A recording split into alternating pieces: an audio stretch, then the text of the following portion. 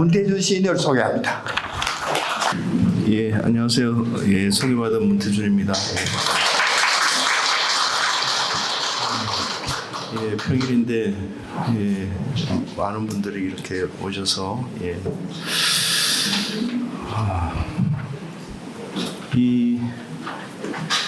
지금 대구문학관이 있는 이곳은 저는 이제 경북 김천 봉산면 출신인데요. 원래는 경북 금능군 봉산면이었는데 통합시군이 되면서 김천시로 편입이 됐습니다만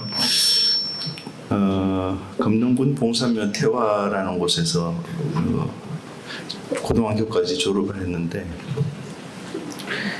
아마 저희 큰 누님이 처음으로 고등학교를 졸업하고 취업하신 곳이 이 동네 쪽입니다. 그래서 저희 집안으로서는 누님이 여기 대구로 진출하시는 덕에 저희 집에도 새로운 문명이라는 것이 들어온 거죠. 새로운 물품들, 신기한 물품들이 이렇게 저희 집으로 누나가 시골에 오실 때마다 대구에서 나는 문물과 문명들을 데리고 오셨던 기억이 나서 굉장히 감개무량합니다. 저희 큰 누나나 제 바로 밑에 있는 그 여동생이나 그리고 제 바로 위에 있는 작은 누나나 다 이쪽 대구 쪽에서 살고 계시고 저도 어렸을 때 이 대구 지역에 큰 집들이 큰아버지들이 많이 계셨고 막내 삼촌도 여기 대구에서 평생을 사셨는데 그래서 명절이나 이럴 때 아버지 따라서 처음으로 왔던 곳이 큰 도시가 이 대구입니다. 그래서 제가 자라고 김천과는 꽤 좀 떨어져 있습니다만 외관을 지나서 이곳까지 왔던 기억들이 어렸을 때 많이 있습니다. 그래서 큰 도시 제가 제일 처음 본 큰 도시는 이 대구 지역이 되겠는데 다시 여기 오니까 여러 가지 소회가 새롭습니다. 오늘도 제 바로 밑에 여동생이 공항에 나와서 그 차로 같이 점심을 먹고 반월당에서 이렇게 걸어왔는데 이렇게 대구 문학관에서 저를 또 불러주셔서 저는 지금 애월 쪽에 살고 있습니다. 제주시 애월 쪽인데 애월 쪽은 제주시에서는 서쪽 지역에 해당이 됩니다. 제가 사는 곳은 중산간 쪽인데 약간 바다에서는 조금 떨어져 있습니다만 차로 가면 한 10분 정도 차를 타고 가면 하귀 쪽에 하귀 바다를 볼 수 있습니다. 그래서 애월 하귀 쪽에 바다가 차로 한 10분 정도 떨어져 있는데 제가 지금 살고 있는 곳은 제가 아내가 태어났던 집터 자리에다가 거기다가 저희가 시골에 집을 짓고 장전이라는 동네인데 길장자 밭전자라고 해서 장전이라는 동네 장전리에서 살고 있습니다. 그래서 집도 새로 짓고 그 바로 근처에서 카페를 하나 차려가지고 아내가 카페를 하고 집에서 불과 한 20m 떨어져 있는 약간 언덕 위에다가 카페를 지어가지고 살고 있습니다. 그래서 저는 서울에서 계속 생활을 하다가 제주 내려간 지는 만 3년 정도 되는 것 같습니다. 그래서 새로운 환경이고 제주에서 어떤 시가 저에게 태어날 수 있을까 이런 고민들을 많이 했고 그리고 또 지금도 하고 있습니다만 아침을 생각한다 창비에서 나온 제 8번째 시집이 아마 거기에는 제주 생활에서 태어난 시들이 들어있는 것 같습니다. 오늘도 제가 이런저런 말씀을 올리면서 제 시들을 좀 보여드릴까 이렇게 생각하고 있습니다. 시간이 많지는 않은 것 같은데요. 시작을 해보겠습니다. 저도 등단을 좀 빨리 한 편이어서 25살, 만 24살에 등단을 했으니까요. 등단을 빨리 한 축입니다. 요즘은 등단 시기들이 좀 비교적 조금 신춘문예라든지 잡지 등단이 조금 늦어지는 추세인 것 같긴 합니다만 24살, 만 24살에 등단을 했으니까 굉장히 좀 빨리 한 축인데요. 지금 한 8권의 시집을 내고 내년 되면 한 시를 시인으로서 시쓴 지가 30년이 돼 가는 것 같습니다. 하지만 여전히 시 쓰는 게 되게 어렵고 제가 어제 마감해서 보낸 시가 있는데요. 뒤쪽에서 잘 이 글자가 보이실까요? 잘 안 보이실 것 같은데 이 조명을 조금 낮춰주시면 예, 화면을 보시기가 조금 나으실 것 같아요. 예, 조금 낮죠.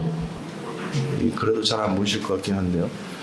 요 시가 이제 어제 제가 그 신작을 써서 창작과 비평이라는 이제 창비에서 내는 개간지가 200호를 맞아서 신작시 청탁이 들어와서 어제 오후에 보낸 시입니다. 그래서 아직 아무도 보지 않은 시인데 대구문학관에 와서 제가 어제 타이핑을 해가지고 제주도에 이제 작약꽃이 막 피고 있습니다. 여기 대구보다는 조금 그래도 수일 정도는 이렇게 필 텐데 작약꽃 피면 이런 제목으로 쓴 시입니다. 작약꽃을 기다렸어요. 나비와 흙과 무결한 공기와 나는 작약 옆에서 기어돌며 누우며 관음부살이여 성모여 부르며 작약꽃 피면 그곳에 나의 큰 바다가 맑고 부드러운 전심이 소금 끼듯 작약꽃 보면 아픈 몸 곧 나을 듯이 누군가 만날 의욕도 다시 생겨날 듯이 모래에 어쩌면 그보다 일찍 믿음처럼 작약꽃 피면 이런 시입니다. 이게 제일 최근에 써서 어제 이제 넘긴 시인데 작약꽃이 언제 피나 작약의 구건을 묻어놓고 싹이 움트는 것 이런 것을 계속 지켜보다가 며칠 전부터 이제 이 작약이 피기 시작했는데 작약꽃은 뭐 저도 기다리지만 나비며 흙이며 공기며 바람이며 별이며 볕이며 햇빛이며 뭐 모든 것이 다 이 작약이 개화하는 것을 아마 기다리지 않았나 이렇게 생각이 듭니다. 그래서 그 간절함 때문에 관음보살도 부르고 숙모님도 부르고 그래서 작약 옆에서 떠나지 않고 그 옆자리를 지키면서 있다가 이 작약꽃의 이 꽃에 개화한 그 작약꽃의 그 세계라는 것은 하나의 큰 바다와 같은 세계고 그것을 어떤 정신의 경지라든지 정신의 상태로 얘기를 하자면 맑고 부드러운 전심이 있는 곳 그곳이 아마 작약꽃에 꽃에 개화한 그런 곳이 아니겠느냐. 그래서 꽃이 이렇게 피면 그 덕에 인간의 몸이 나도 앓던 몸이 낡고 또 누군가와 다시 만나기도 하고 그래서 모레쯤에는 필 텐데 그보다 어쩌면 좀 더 일찍 피었으면 좋겠다 이런 생각을 담아서 쓴 시가 작약꽃 피는 이런 시입니다. 이 아침을 생각한다에 들어있는 첫 번째 시가 이 꽃이라는 시인데요. 이것도 이제 꽃망울이 열려서 이제 꽃이 피면 그 꽃의 가장 그 꽃봉리의 중심에 이렇게 내가 앉아 있다라고 생각해 보자 이런 생각을 했습니다. 당신은 꽃봉오리 속으로 들어가세요. 조심스레 내려가 가만히 앉으세요. 꽃봉오리 속으로 들어가서 가만히 앉는 거죠. 그리고 숨을 쉬세요. 이 흙봉우리가 가지고 있는 그 내부에 부드러운 둘레, 밝은 둘레, 입체적인 기쁨. 우리가 어떤 공간의 세계, 시공간에 들어가니까 그것이 또 입체적으로 우긴 기쁨으로 느껴지기도 하겠죠.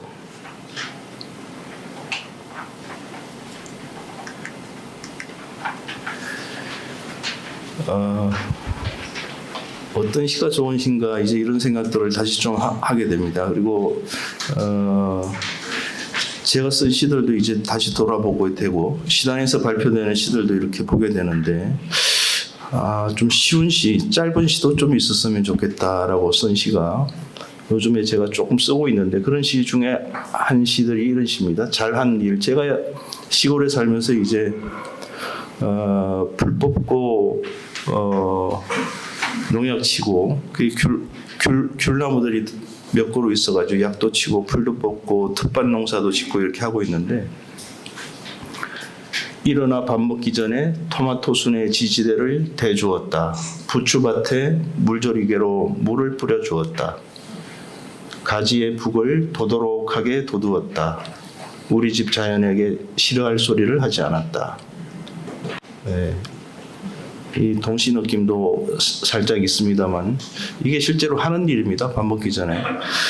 제 어렸을 때 이맘때쯤 되면 제 아버지께서는 늘 아침 식전에 뭐 논두렁, 밭두렁도 깎고 오시고 그렇게 식전에 한번 일하고 또 오시지 않습니까? 그래서 이 아침이건 저녁이면 풀짐을 메고 이렇게 집으로 오시던 아버지 모습이 이렇게 나는데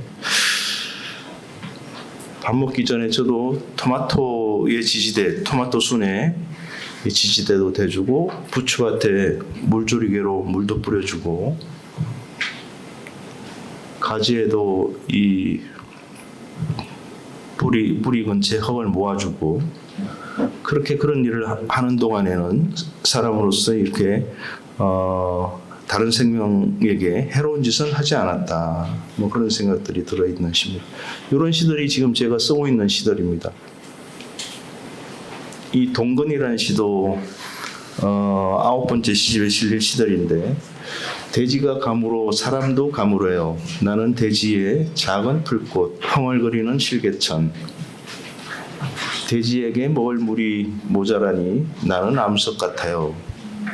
네. 그러니까 땅이 가물어서 푸석푸석해지고 돼지가 이렇게 가물어지고 그렇게 하면 사람의 몸도 가물고 사람의 마음도 푸석푸석해지는 것 같습니다. 나는 이 돼지의 뿌리 내리고 사는 작은 풀꽃 같은 존재인데 혹은 작은 실개천 흥얼거리면서 흘러가는 듯한 그런 실개천 같은 존재이기도 한데 이 돼지에 먹을 물이 모자라니까 가물고 땅이 쩍쩍 갈라지니까 나도 도무지 암석 같다. 마르고 굳은 암석 같다. 이런 시들이 이 동근 하나의 뿌리다.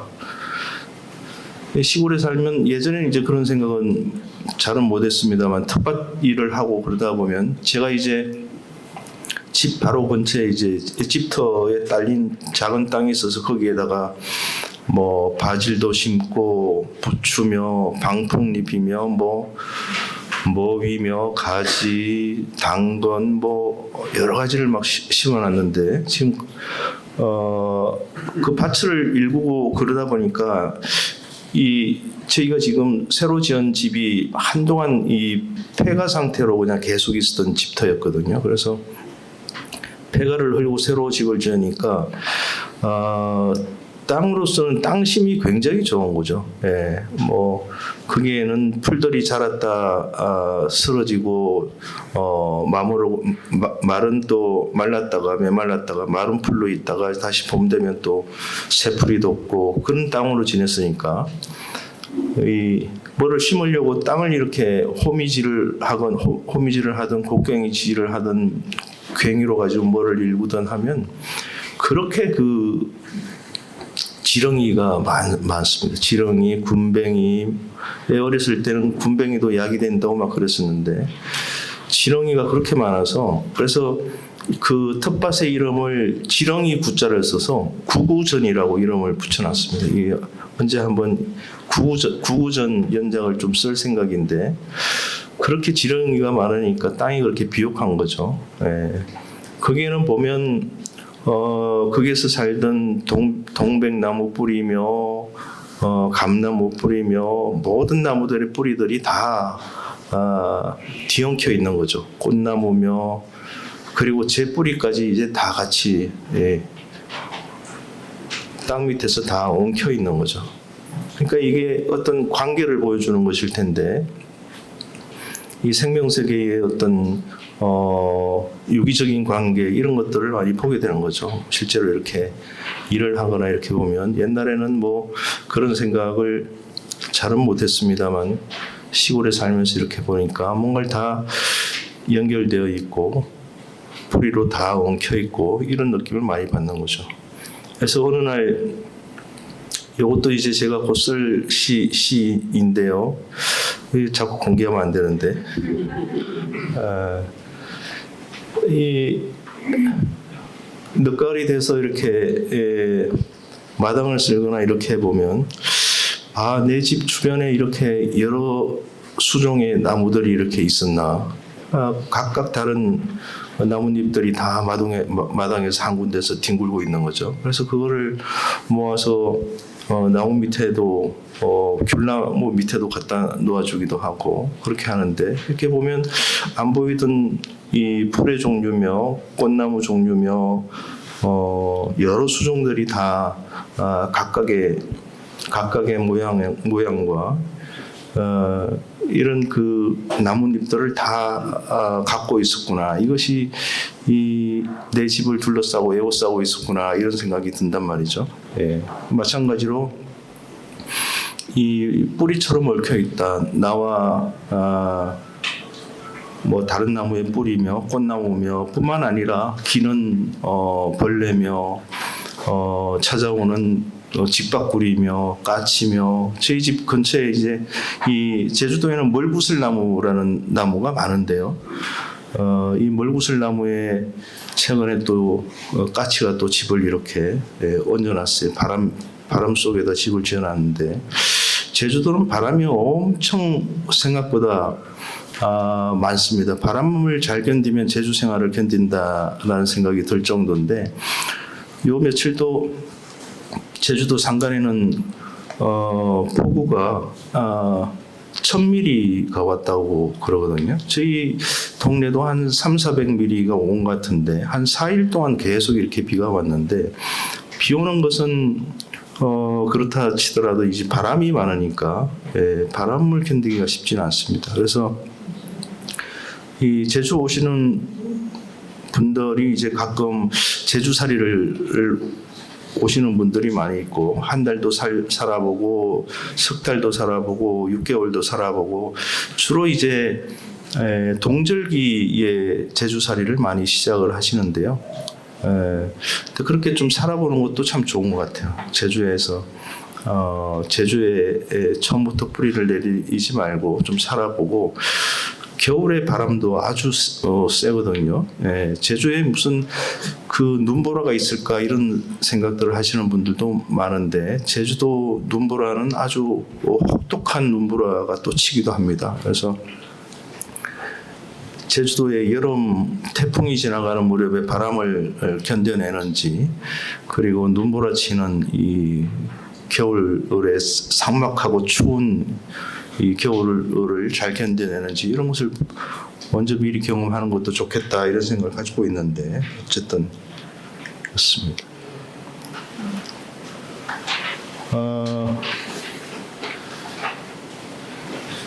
제 아는 분이 저를 만나러 제주도에 와서 같이 식사를 하고 헤어지고 그러다가 돌아가셨는데 육지로 이제 떠나셨는데 쓰고 오셨던 모자를 놓고 가셨어요. 모자를 놓고 가셔서 아이고 잘 됐다. 이 모자 그냥 내가 써야 되겠다. 돌려주지 않고 내가 써야 되겠다 해서 그 모자를 쓰고 거실도 돌아다니고 방으로도 돌아다니고 마당에도 서보고 그렇게 했는데, 그러다 이제 집 거실에 이렇게 모자를 뒀더니 그 모자를 쓰고 왔던 그분 생각이 계속 나는 겁니다. 그래서 전화를 해서 다시 모자를 붙여드렸어요. 그래서 선 씨가 이 모자라는 시인데, 그이가 모자를 내 집에 놓고 갔네. 나는 아침 저녁으로 모자를 보내. 모자를 쓰고 집안을 돌아다니기도 하네. 날이 갈수록 그이 생각이 간절하네. 모자챙에 가려져 있던 서글서글한 눈매, 파초잎 같은 귀, 모았다 찬찬하게 움직이던 손, 연한 빛깔의 미소, 말없이 앉아있던 뒷모습. 나는 오늘도 모자를 보내. 가는 선을 잇고 이어 그이의 얼굴을 그리네. 여기서 모자인데, 뒤에 모자를 다시 붙여서 보내버렸다라는 것은 제가 차마 쓰지는 못했는데 주소를 물어서 보내드렸어요. 그 모자 계속 보다 보면 그분 생각이 너무 날 것 같아서.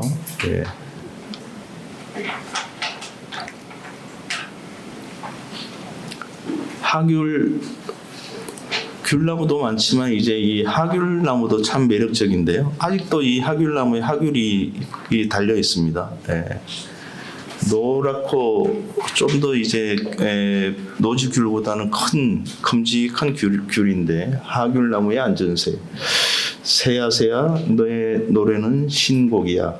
어제와는 다른 노래. 멈추지 말아줘. 너의 목소리로 번역된 이 새 아침 우리 모두의 노래를. 이런 시들도 어렵지 않고 그냥 시가, 제 시도 어떤 시들은 어렵다라고 하시는 분들도 계신데, 시가 많이 좀 어렵다고 하시는 분들이 많으시죠. 근데 좀 어려운 시가 사실은 시 쓰는 사람에게는 부담이 적습니다. 너무 또 시가 쉬우면 싱겁다고 많이 싱겁다 그러고, 시에 대한 긴장이 떨어졌다 그러고, 요즘 발표하는 시가 왜 그래? 그리고 또 시가 짧으면 짧다라고 주변에서 얘기를 해서 귀를 꽉 막고 살아야 되는데 자꾸 이런저런 얘기가 들려옵니다. 요즘 시를 못 쓰는 것 같아, 안 쓰고 있는 것 같아, 이런 얘기도 하고. 그래서 제가 아까 작약꽃 피면을 꽤 오랜만에 썼는데 몇 달 만에 쓴 것 같습니다. 작년에는 그래도 꽤 여러 편 썼는데 시에 대한 이런저런 생각을 하면서 다른 사람들의 시도 읽고 시집도 읽고 예전에 시집들도 읽고 이렇게 읽으면서 일부러 조금 쉬었는데, 안 쓰고 있으면 어디서 누군가가 이런저런 얘기를 하죠. 문태준 요즘 시 안 쓰는 것 같아, 이런 얘기도 하고. 꿈속에도 선생님들이 찾아와서 이제 여기 주저앉을 셈이냐, 이렇게. 실제로 그런 꿈을 꿨는데, 제가 이 얘기는 오늘 처음 밝히는 말씀인데, 예전에 제가 서울에 있을 때 그 문정희 선생님이나 정호성 선생님 이렇게 뵌 적이 여러 차례 있었는데, 특히 정호성 선생님은 저한테 또 굉장히 각별하게 잘 해주시고, 사는 문제라든지 이런 부분에 대해서, 시인으로 사는 문제, 그 다음에 생활인으로서 사는 문제, 이런 부분에 대해서 애정을 가지고 이렇게 얘기를 해주시고요. 그리고 뭐 시집이 나오거나 시를 보거나 하시면 가끔 이런저런 말씀을 들려주세요. 전화를 하셔서.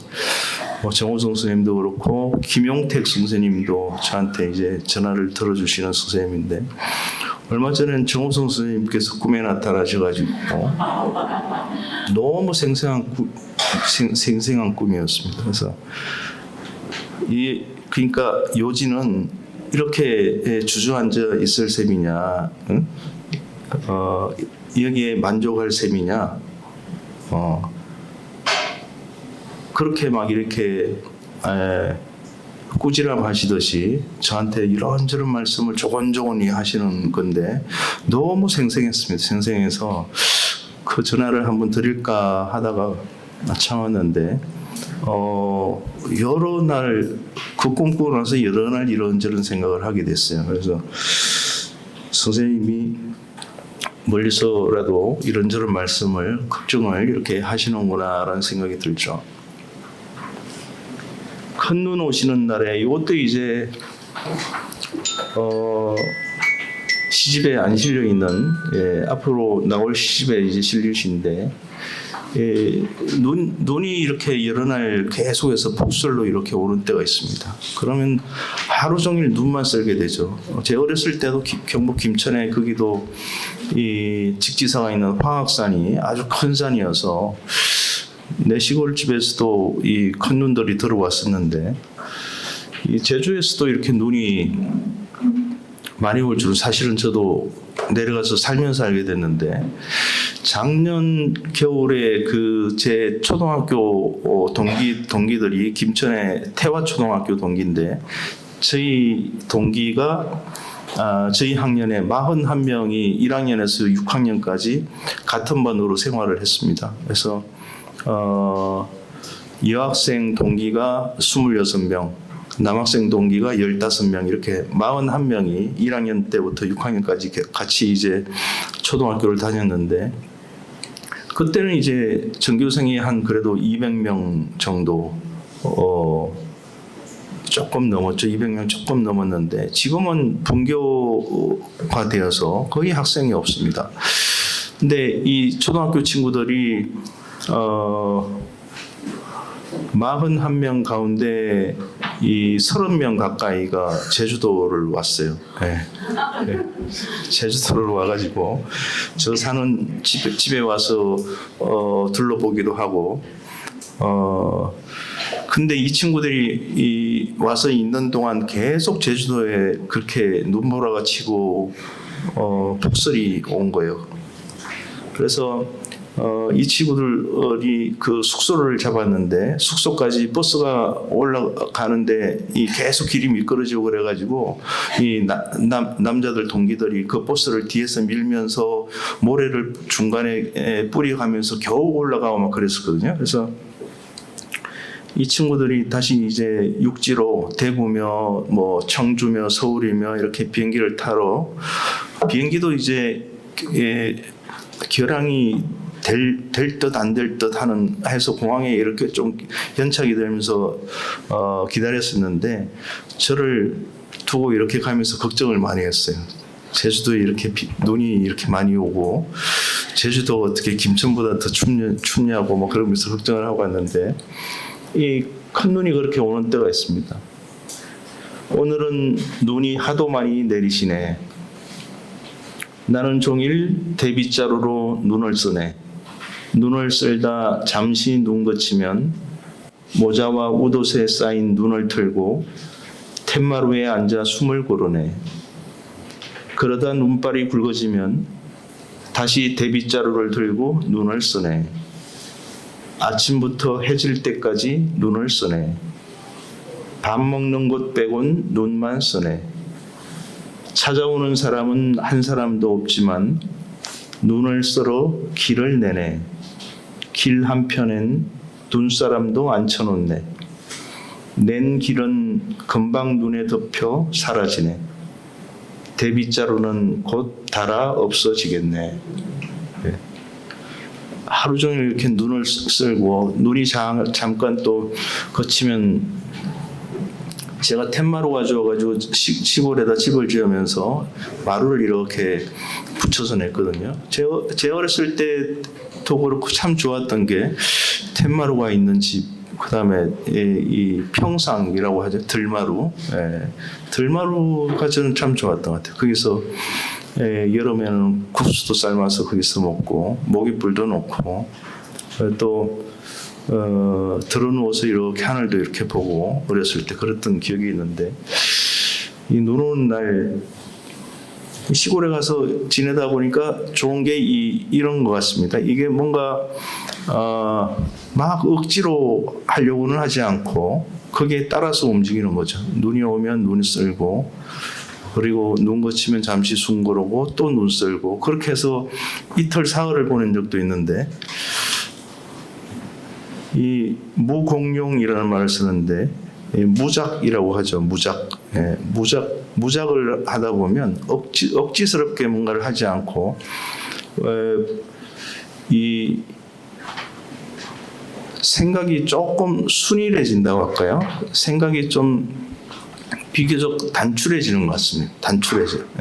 뭐 눈만 계속 쓸면 이런저런 생각이 들지만 이런저런 생각들도 조금씩 이 몸집이 줄어들고, 그래서 비교적 생각들이 조금 간략하고 단출해지고 그렇게 되는 것 같습니다. 풀도 뽑다 보면 좋은 게, 시골에서 풀 뽑으면서 뭐 하루 종일, 토요일이나 일요일 날은 어떤 때는 하루 종일 풀 뽑고 그렇게 지내는데, 그러다 보면 오히려 이게 아유 시원하다 이런 생각도 들어요. 시원하고 막 생활하다가 예를 들면 땀 흘리다가 이렇게 바람 한 자락을 맞는 것처럼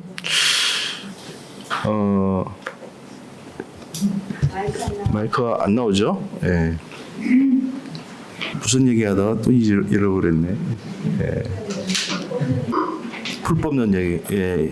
이제 다시 풀밭에 들어갈 때입니다. 이제 풀들이 막 이제 나기 시작해서 풀밭에 다시 들어갈.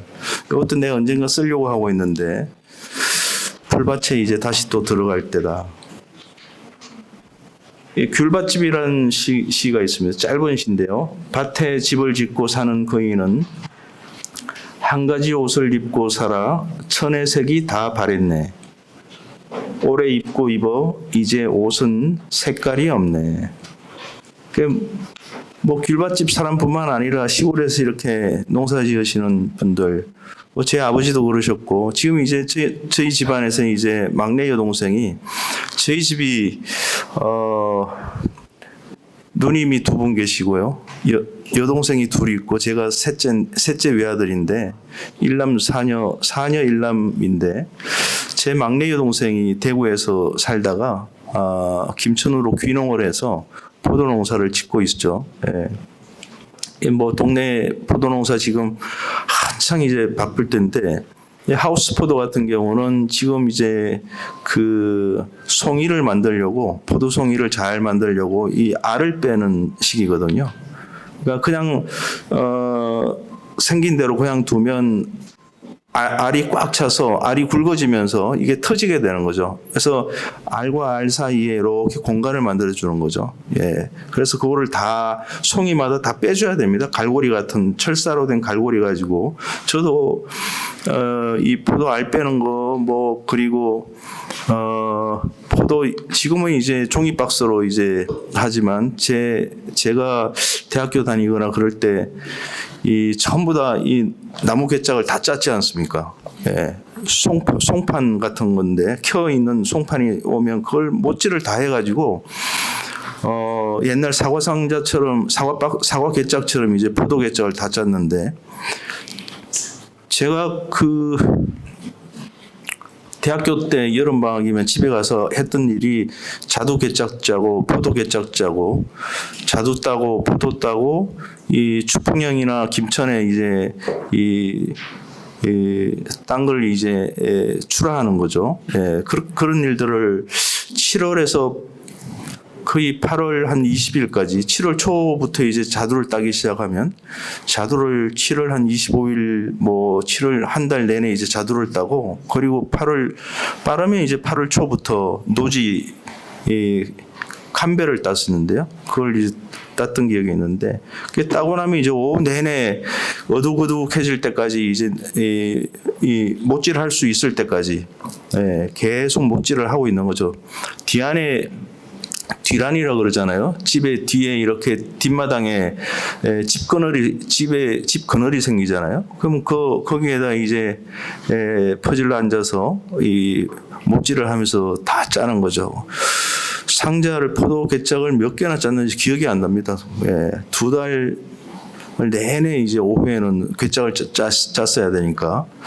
이제 그때 사실은 저는 시를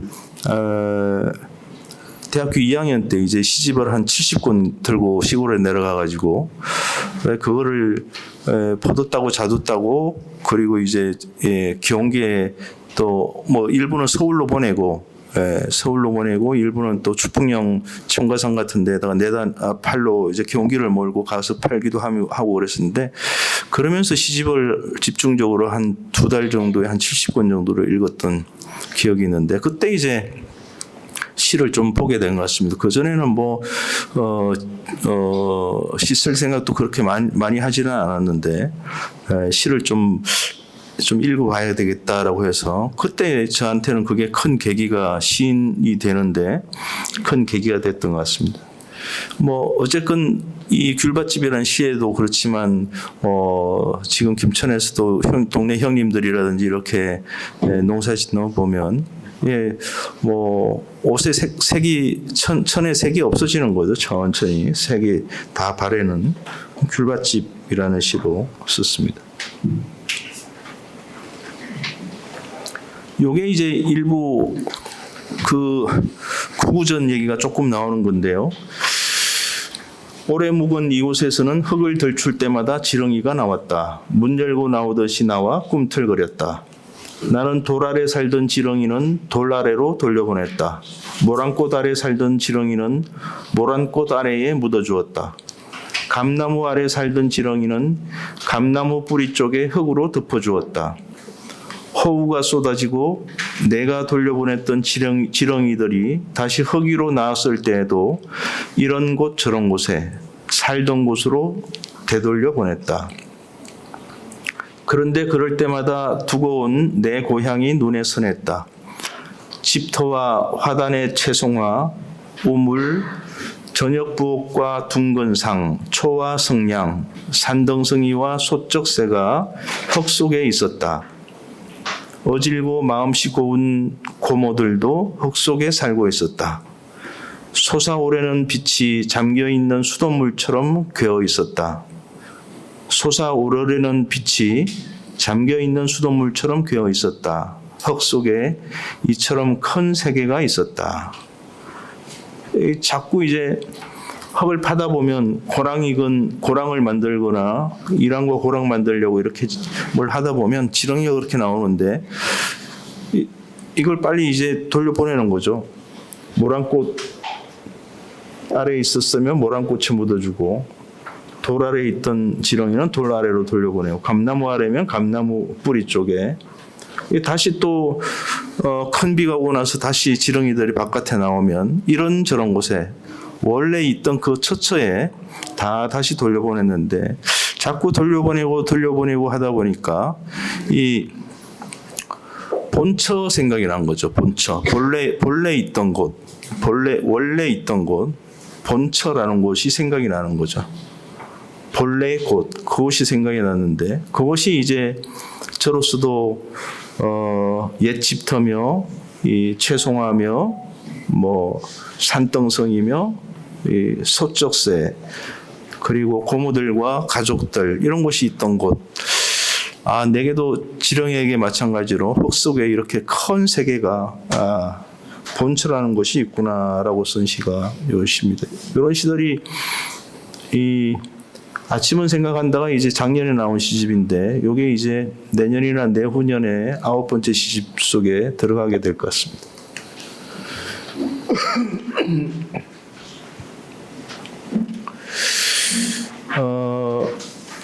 이따가 이제 그 낭송하시는 시들 중에 뭐 항아리라든지 종소리라든지 이런 시들이 포함이 되어 있어서 지금 뭐 다 뺐습니다만 그런 시들도 나중에 기회가 되시면 아침을 생각한다에 들어있는 항아리나 이 종소리 같은 시 이런 시들도 제가 지금 제주시 애월에 살면서 쓴 시들입니다.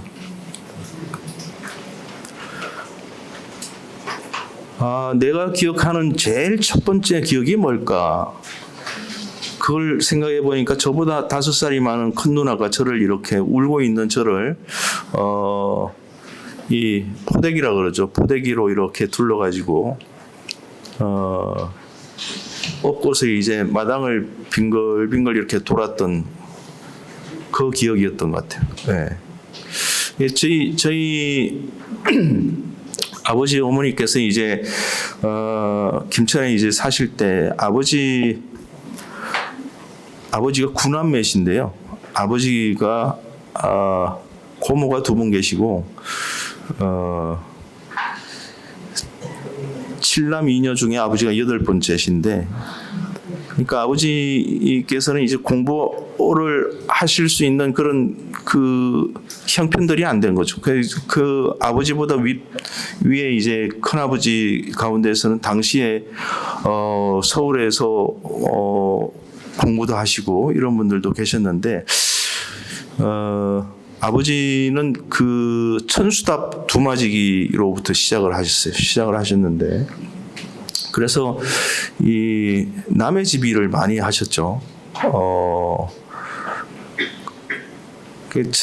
천수답이어서 뭐 이렇게 농사가 제대로 되기도 어렵고, 그리고 또 집에서 멀리 떨어져 있습니다. 굴도 지나고 이 농로도 좁고 이런 곳에서 이제 농사를 시작하셨는데,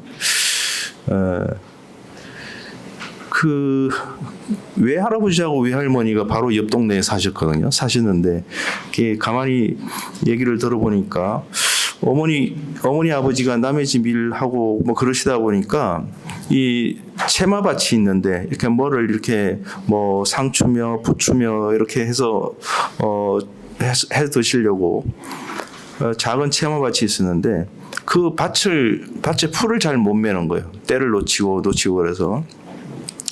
그래서 오늘은 가서 그 밭 좀 매야 되겠다. 이렇게 해서 가면 밭이 깨끗하게 이렇게 누가 밭을 메고 가고, 그게 또 지나가지고 또 가보면 누가 또 밭을 깨끗하게 메놓고 그렇게 했다는 거예요. 그래서 알고 봤더니 그게 옆 동네에 사시던 외할아버지하고 외할머니가 이 딸 집에 그 채마밭에 오셔가지고 아버지 어머니보다 일찍 밭을 메놓고 가시고 했다는 얘기를 들었는데, 아버지하고 어머니께서 그 1969년도에 이 대구에서 장사를 하신 적이 있었다고 제가 수해 전에, 꽤 오래전이 아니라 비교적 근전에 제가 들었습니다. 네, 그런 얘기를 하시면서 대구에 와서 이 조그마한 가게 같은 걸 하시려고 그러셨대요. 그래서 그 자리를 잘 잡으셨으면 저도 이 대구에서 중학교며 고등학교며 초등학교며 이렇게 다 나왔을 텐데, 그래서 콩나물도 팔고 무슨 뭐 달걀도 팔고 이런 일을 시작하셨던 것 같아요. 그래서 너무 시골에서 사시는 게 힘드셔가지고 그게 아마 결혼하시고서 한 6년째나 한 7년째 정도 되는 것 같아요. 예.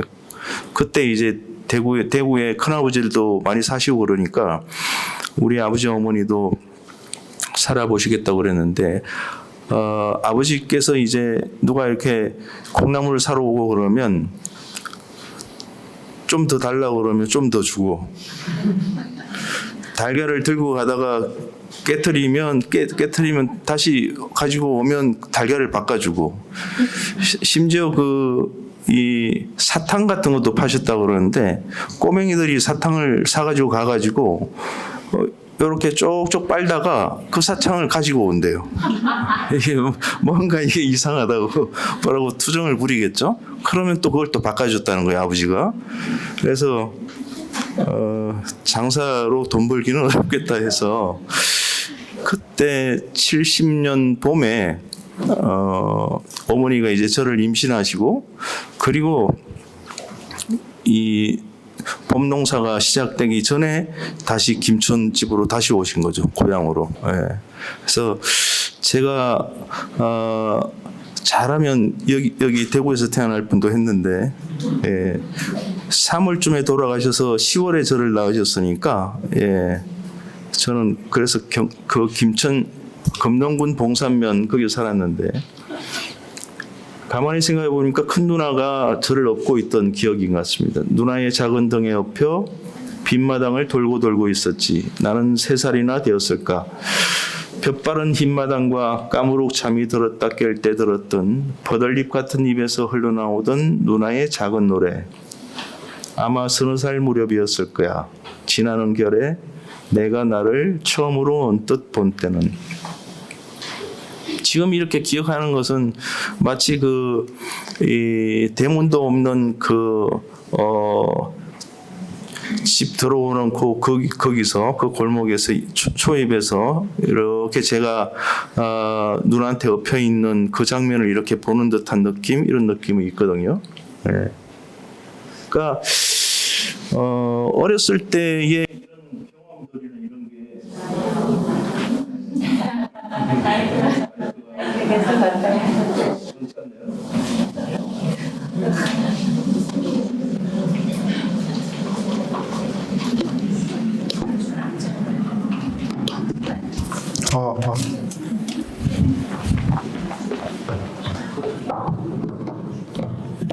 그래서 이 어렸을 때에 이렇게 겪었던 여러 기억들이 나중에 지금 뭐 시를 쓰거나 이렇게 해보면 그때의 느낌들이 이 아주 큰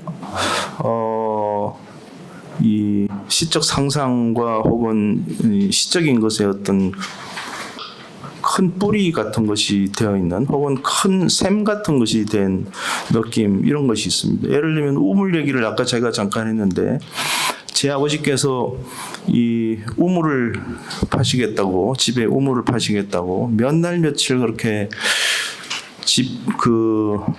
집터에 딸려 있는 땅을 이렇게 파서 밑으로 들어가셨거든요.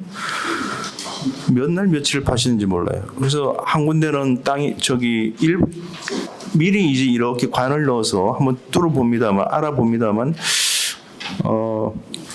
자리를 한번 옮겨가지고 이렇게 또 파 들어가셨던 기억이 나는데, 그거를 한 열흘 파셨던 것 같아요. 열흘. 네. 계속해서 파서 들어가시는데 밑으로 계속 들어가시는 거죠. 그래서 이제 이 바켓스 같은 거를 밑으로 떨어뜨려 가지고 거기다가 이제 화면 위에서 끌어올리고 이런 식으로 해가지고 아버지가 우물을 파셨던 그런 장면도 기억이 나고, 이 아버지가 들일을 하고 계시면 제가 새참을 갖다 드리라고 그러면 무슨 뭐 작은 주전자에 라면 같은 걸 끓여가지고 작은 주전자 주둥이에 이 라면 봉지 그거를 둘둘 말아가지고 안 퍼지게 하려고 그렇게 해서 이제 가지고 가면 아버지가 이 쌀이나무 같은 걸 뚝뚝 끊어가지고 그걸로 아버지 젓가락을 하고 내가 가지고 간 젓가락은 이제 저한테 주면서 라면을 나눠서 이렇게 이 풀밭에 앉아서 먹는 거죠. 먹었던 장면도 생각나고, 그러고 이제 이렇게 이 빈 주전자를 들고 이렇게 내려오는데 그게 한 9살, 10살쯤 무렵이었을 것 같은데, 오늘처럼 이렇게 빛이 아주 백주대낮인 거죠. 환한 날이었는데 멀리서 이렇게 막 뻐꾸기 소리 같은 게 이렇게 들려오는 겁니다. 오후에 한 3시, 4시 이렇게 될 무렵인데, 근데 그런 것도 굉장히 강렬한 인상으로 남아 있습니다. 그러면서 여기가 어디지? 이런 생각이 든 거죠. 우리가 시골에서 이렇게 낮잠 자고 일어나가지고 두리번거리잖아요.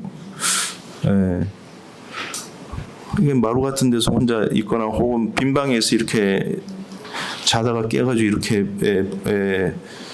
일어나 있어 보면 여기가 어디지? 이런 생각이 들 때가 있는데, 한 어렸을 때 그렇게 환한 대낮에 이렇게 집으로 돌아오면서 이 뻐꾸기 소리를 들으면서 그런 굉장히 강렬한 생각들이 들은 적이 있습니다. 여기가 어디지? 그런 생각이 들었는데, 이게 이제 이런저런 생각들을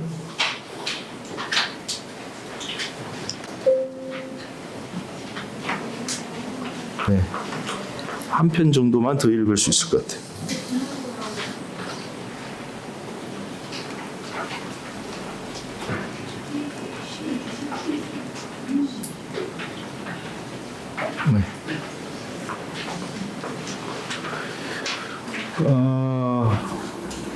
요 시 한 편만 더 읽어보고 제 얘기를 줄이겠습니다. 이게 이제 제 아버지에 대한 얘기입니다. 제 아버님께서 39년생이신데 요즘에 이제 그 시력을 많이 잃으셔가지고 뭐 저며 누나들이며 번갈아 가면서 이제 서울에 큰 병원에 오가고 있는데 고집이 참 세셔가지고 서울에 병원 가셔서 이렇게 뭘 해도 김천 안과에서 주는 처방하고 별로 다르지도 않다고 뭐 얘기도 하시질않나. 그래서 근데 이제 잠이 많아지시는 것 같아요. 확실히요. 이제 연세가 많으시니까 아버지는 잠이 많아지네. 시던 풀 같은 잠을 덮네. 아버지는 1만 가지의 일을 했지. 그래서 많고 많아라 아버지를 잠들게 하는 것은 누운 아버지는 늙은 오이 같네. 아버지는 연고를 바르고 또 잠이 들었네. 늙은 아버지는 목침 하나를 덩그러니 놓아두고 잠속으로 아주 갈지도 몰라. 아버지는 세상을 위해 1만 가지의 일을 했지. 그럼 그렇고 말고 아버지는 느티나무 그늘이 늙을 때까지 잠잘만 하지. 이 아버지에 대한 시인데 제가 이렇게 시골에 들어가서 살다 보니까 이런저런 생각이 이게 이제 드러나는 나는 것 같습니다. 그 뭐 보면 시골에 이 천수답 같은 거 이렇게 농사를 지으면 여름이면 여름이고 가을이면 가을 내내 이제 밭에 나가서 이제 종일 혼자 일하시거나 그렇게 하시잖아요. 그랬을 때 이런저런 생각이 들었을 어떤 그 심사에 대해서도 좀 생각이 들기도 하고 멀리서 그래서 아마 그러셨던 것 같아요. 이렇게 뭐 새참이나 이렇게 해서 가면 윗논에 저기 떨어져 있는 학구 아저씨라든지 이런 같이 들에 일나와 계신 분들을 이렇게 부르잖아요. 부르면서 와서 이 한술 같이 뜨고 일하라고 이렇게 부르시는데 아마 그런 이유가 아니었을까 이런 생각이 들기도 합니다. 아까 초입에도 말씀드렸습니다만 이 풀짐 베고 이때가 되면 풀짐을 이렇게 지고 돌아오시던 모습들도 이렇게 생각이 나고 소를 끌고 이제 저녁 어둑어둑해질 때 돌아오시면 저 멀리서 이제 원앙 소리 같은 게 이렇게 나는 거죠. 나면서 어머니가 가서 이 아버지 오시는지 나가봐라 이렇게 하면 농도를 따라서 이렇게 가다 보면 이 원앙 소리가 나고 저기서 아버지 이렇게 부르면 이 소 받아라 이렇게 하잖아요. 소 몰고 가라는 거죠. 소줄 받아가지고 네가 소 몰고 들어가자 이렇게 하시던 그런 기억들이 이제 나는 거죠. 자연 속에 있다 보니까 저는 이제 두 번째 자연을 만나갔습니다. 어렸을 때부터 이 시골에서 그냥 자라서 고등학교 졸업할 때까지 이제 시골에 김천 그 봉산면에 계속 자랐으니까 그때 만났던 자연에 이어서 이제 두 번째로 제주에서 살면서 이 자연 생명 세계와 이제 한 인간으로서의 저 목숨 가진 저 이런 것들을 두루 생각하면서 시를 쓰고 있는 것 같습니다. 너무 두서없이 말씀을 드려가지고 근데 이 다른 말씀보다 제가 지금 살고 있는 공간에서 태어나고 있는 시들 이런 시들을 좀 말씀을 좀 드리고 싶었습니다. 오늘 제가 여기 이렇게 오고 있는데 이 문자가 이렇게 대구에 계신 선생님들 청명 선생님들도 많이 계신데 오늘은 오고 있는데 이태수 선생님께서 문자를 보내주셨어요. 이런처럼 주소도 제 사는 주소도 물어보시고 제주도에서 좋은 시가 많이 태어났으면 좋겠다 이렇게 얘기를 하시더라고요. 그런 시 쓰는 선생님들이라든지 동년배라든지 아니면 이 후배들, 그러니까 시인들이 이 다른 시인들의 작품들을 이렇게 유심히 많이 보거든요. 예, 그래서 그 시를 간절하게 기다리는 사람들이 많이 있구나, 이런 것이 시 쓰는데 굉장히 이제 큰 힘이 되는 거죠. 저만 잠을 안 자고 이렇게 외롭게 앉아서 이 밤을 견디는구나, 이런 생각이 아니라 다른 동료들도 대구에서며 김천에서며 어디 뭐 정선에서며 다들 이렇게 시를 기다리는 사람들이 많구나, 이런 생각을 하면서 잘 견디는 것 같습니다. 너무 두서없이 말씀드려서 죄송합니다. 예, 경청해 주셔서 감사합니다. 예.